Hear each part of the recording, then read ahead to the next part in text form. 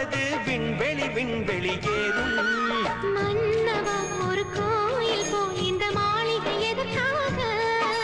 தேவியே என் ஜீவனே இந்த காலைய முதற்காக.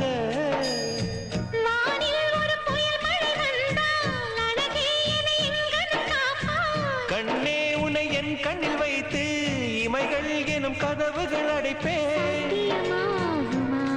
நான் சத்தியம் செய்யவா?